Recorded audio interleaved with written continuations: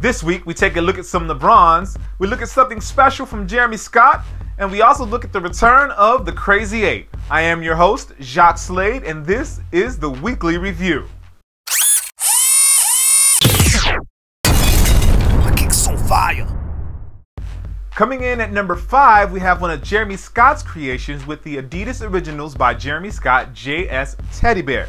Now, we've seen these in other colorways, but the brown one seen here seems to be the most popular, and that's evidenced by the fact that West NYC had them in stock last week and they're all gone now. However, I did talk to them and they said that they should have more in stock next week. If you make sure you check the link down in the description, it'll give you more information about contacting them and finding out when they have the JS Teddy Bear back in stock. With that said, let's move on to number 4.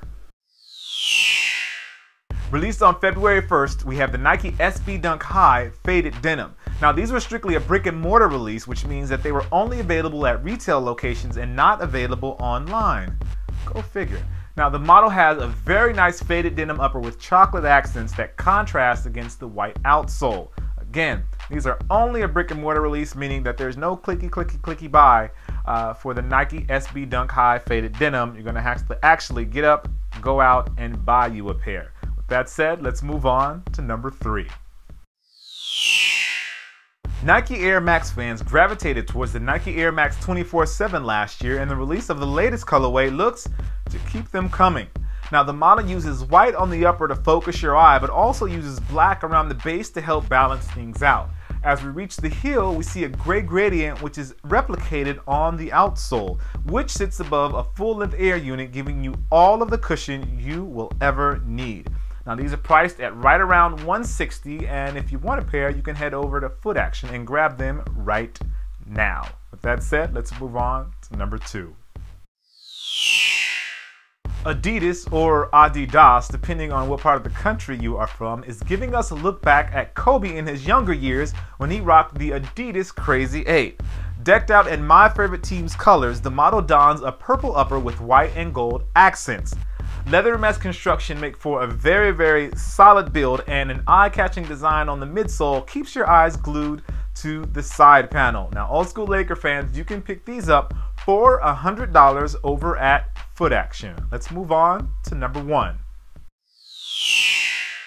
Coming in at number 1, we have a custom job from the one and only MizzeeCustoms. Now, the custom is on a Nike Air Max LeBron 7, and it's mixed with, wait for it, a Space Jam Jordan 11. Yes, I know what you're thinking. Yes, the upper is all black. However, there is a blue rimmed Nike swoosh. Now, you add a white outsole in a full-length air unit, and you have a pretty convincing looking custom.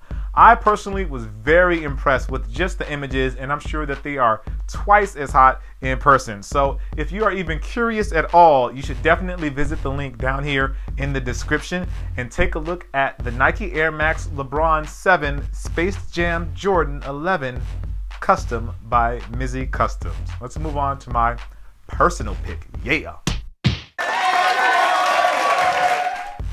Now, for my personal pick this week, I actually didn't pick a sneaker, but I wanted to talk about something that a couple of my friends have been talking about, and actually ended up as an editorial on Kicks on Fire. Is Jordan Brand releasing too many retros?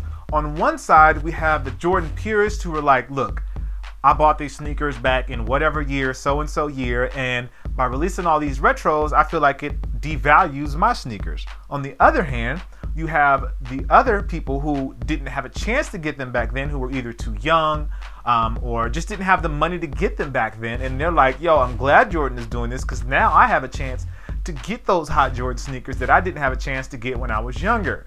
So you can see it both ways, but I want to hear it from you guys. What do you think? Do you think that Jordan Brand is releasing too many retros? Let me know in the comments, and some of the best responses, I'll read them in next week's video. Well, that is all the time I have for the weekly review. As always, I appreciate you guys watching. If you enjoyed the video, be sure to subscribe. You can click there. I'll put it right over there, right under the TV. Yeah, right under the TV. Make sure you subscribe. If Twitter and Facebook is your thing, then there's information down in the description. And as always, I appreciate you. Thank you for watching the weekly review, and I look forward to seeing you next week. Peace.